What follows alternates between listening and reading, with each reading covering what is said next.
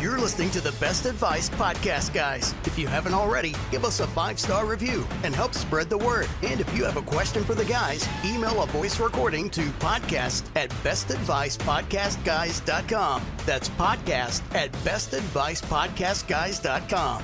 Today's episode is brought to you by Security Financial Management. If you're ready to level up your financial game, SFM offers a free initial consultation after each episode. Just send an email to podcast@bestadvicepodcastguys.com with the subject line complimentary consultation to book yours today. Ooh, welcome back to Best Advice Podcast, guys. I'm your host, Rob Lovaglio, here as always with Austin Fatzz Jacks, Frank Lovaglio, and Dave Allen. And gentlemen, what's crack-a-lackin'? What's crack-a-lackin'? Crack-a-lackin'. Had a little extra drag on the end of it, didn't it? Crack-a-lackin'. That was a good. Yeah, it had a little hot air on that one. I liked it. We start each episode with a powerful practice of positive thinking. We like to call this, give me something good. Today's my turn. All right, well then, Rob, if it's your turn, then give me some good. Hey, give me something good. All right, one of my favorite quotes. I'm going to keep it simple today, guys, but one of my favorite quotes is, every man has two lives, right? The first life starts when they're born, and that second life starts once they realize that they only have one life. What age is that where that second where it's life like, starts? It's 50 years old, where it's like the midlife crisis. Yeah. I think that's where the midlife crisis comes Yeah, from. yeah. Is that second, Could like, be. whoa, I'm halfway through my life. Yeah. I only have one of these. Yeah. Well, I'll tell you whoa. when I see it happen a lot with people is when a loved one dies and they're like, wait a minute. Or a good friend dies. Yeah. This You is real. realize how- I need to enjoy my life. Yeah. And You some realize people how never fleeting. do. It's really Yeah, sad. Some people yeah. never, ever do. And guess what they do? They got a lot of wealth. They leave it all to somebody else. Have Yeah. fun. Yeah, you got to be careful. You know, to play off that a little bit, we have it all the time, Austin and Dave and me as well. You have clients come in, they're like, hey, I've got X amount of my portfolio. As soon as I get to this amount, that's when I'm really going to slow down. I'm really going to be happy. And you can chase it all the time. You can chase it. And then we see all the time where someone says, if I can get this one more, edge on my portfolio, I'm going to slow down. And they never really do. Yeah. And then, sadly, at some point they pass away and then all these other people are enjoying their wealth. So I think that there's that work-life balance that we try to do here. And I think we do it pretty well, where we hit it hard, but also play hard when you can and enjoy it because it's fleeting. And we encourage our Yeah. clients to do that Yeah. too, especially the ones that are like that. You have to say, Don't Come on, over man. worry about it. don't over worry. There's things you can't control. Go enjoy your life because guess what happens? Someone else is going to really enjoy your hard work. And guess what? They don't respect it like you do. And we have some people that leave money because they don't have any kids or a spouse, and they leave it to a nephew or yeah. or a niece. And guess how fast that money goes? And They we've seen it. blow it most times. It kind Some of respect reminds it, me, but you most. have things going on in your life, and like 2 years ago, it seems like do or die. Like, Oh, yeah. this is everything in my life, and then you look back and you're like, wow, it was kind of minimal, right? Yeah, you don't you realize it wasn't as big a deal. But Yeah.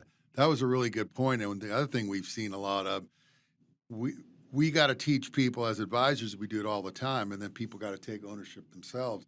What I find, and I'm sure that Austin and Dave would agree, people that have figured out a way to accumulate some wealth or be stable, or basically here's my bills and here's my income, and create a positive kind of cash flow in their lives, are the perfect prospects to inherit wealth. Because if you've never gotten there and you inherit wealth, if you don't understand it and you never mastered a little bit of it yourself, you're going to blow through. And I can't tell you how many times I've seen someone passes away, and then whether it's a child or a cousin or whoever that never managed their own affairs, and then it's gone. Think about all the lottery winners that come in, they get $5 million out of nowhere, and you hear that 90% of them, in 10 years are broke. No So doubt. I think it's important to understand and teach clients. You've got to establish your own wherewithal first, so then when you get wealth, you know what to do with it. So Exactly. we don't have to beat it up, Yeah. but I think those are good lessons that Yeah. are good to hear. Beautiful. Today's question comes from Caitlin from Clearwater. Caitlin, Oh, what you got for us? You want to say something? Okay, guys, Caitlin sent in, I'm trying to understand the differences between a Roth IRA and a traditional IRA. Can you run me through some of the pros and cons of using these different investment vehicles and which might make the most sense for me and my investment style? All right, thank you. Dad, you want to start off with the Roth IRA? I'll do it, yeah. So one of the things that we like about the Roth IRA that differentiates itself, and Austin's going to go into the traditional, but the thing that I like about the Roth is that it's tax-free accumulation and tax-free withdrawal. So that gives people a lot of opportunities to be able to accumulate wealth on a tax-free basis. But a couple of things, there's a few rules in there I wanted to kind of share. And the reason why I like a Roth 401k for those people that are high earners, because a regular Roth, if you make $138,000, if you make over $138,000, you really can't do a full Roth. It starts to scale down at 153. And then if you're that was for single. If you're married at $218,000, it starts to pare down, and at $228,000, you can't do one at all. So there's limitations if you're trying to put money in a regular Roth IRA. So the workaround there is most big corporations now, and if be big, usually over 25 employees or more, are starting to. You got to look at your plan document if you're listening.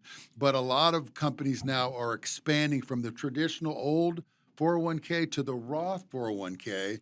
They have both options, right? Yeah, they have both of them. And the thing that's nice about that is you don't have that limitation of $138,000 single and $218,000 married, and you can put into in a regular after-tax Roth IRA $22,000 or $23,000 now in 2024 in a Roth IRA, up to $30,500 if you're over 50. So if you're over 50 years old, you can plow away over $30,000 in a Roth 401k versus the rules if it was a regular IRA, a Roth IRA that's not in the 401k structure, you can only do $7,000 and then $8,000 if you're over 50. So $8,000 versus $30,500, that's kind of a big deal. It's a big and remember, you put $30,000 a year, just make it fun.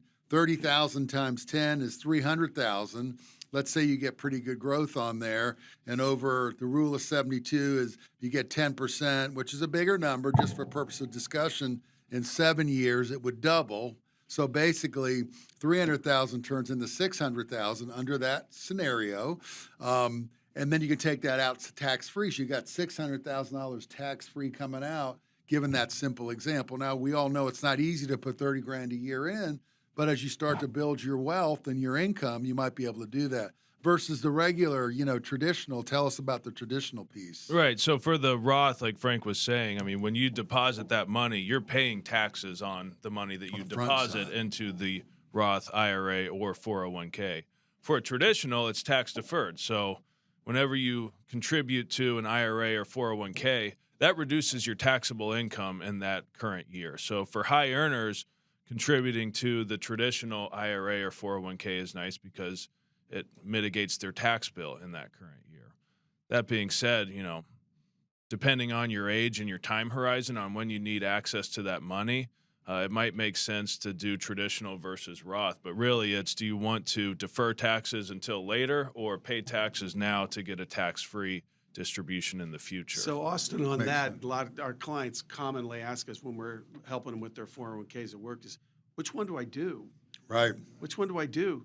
And so many times it's like they're both good. Yeah. Let's Different split it. purposes. Let's go half and half, guys. So you've got both. You'll get some tax break today, Right. and some tax break tomorrow. So, and then if you're not concerned about your tax break today, get into a Roth and let it go there. So everybody's circumstances are different. So what's the strategy? Traditionally, if you're making more, what do you for Roth for a traditional IRA? Your income is way lower when you're getting taxed on it. Is that like what? But if you're making more today, So you're saying like So right? the idea is when you Yeah. take distributions in the future in retirement, you're not working anymore. So your taxable income is less. Right. Meaning that when you Maybe. take it, hopefully, yeah, we don't know what taxes will be in the future, but the idea is your taxable income is less so that when you do take a distribution, you're paying less taxes than you would Because you when went you're from making a making high 250 income to to whatever it is. Exactly. And the key to that, Robert, too, and we see that, Dave and Austin as well, is distribution of money when you retire is a very important component of being successful in That's what the retirement. last show was on, yeah. It's difficult because Well, so you what work we your whole try, life for it too, right? yeah, what we try to educate clients on is maybe a combination. So, when you put money in a 401k, traditional 401k, you reduce your taxes. So whatever your tax rate is, you're putting the money in pre-tax. The antithesis of that is in a Roth IRA, you're paying tax first and then putting it in, but then it grows tax-free. So when you go to withdraw it, it's much more tax efficient out of the Roth because it's tax-free withdrawal. Mm-hmm. On the other side, when you take money out of a traditional IRA, and we've talked about this on other shows, if you're fortunate enough to accumulate $1 million in a 401k after 30, 40 years of hard work, when you go to pull money out of that, it's really 75 cent dollars just to be broad. So $1 million's really 750,000. If you're in the highest bracket, $1 million might be 620,000. I mean, a 39 top bracket. So it's a lot of difference. So when people go, I have $1 million, they're like, well, you kind of do, but you can't spend federal government money. You really have $600,000 or $700,000. So are you technically a millionaire then? Well, you're not really. You're a pre-tax millionaire. Ain't nobody got time for that. It's interesting, but that's the key is when you withdraw, maybe a balance of the two. All right. Hope that helps, Caitlin. Remember, folks, the secret to wealth is not what you earn, it's what you keep. Happy days, everybody. This podcast is for entertainment and educational purposes only and is not intended as personal financial advice. Before making any financial decision, please do your own research and consult a financial advisor as needed. If you have a question for the guys, email podcast@bestadvicepodcastguys.com.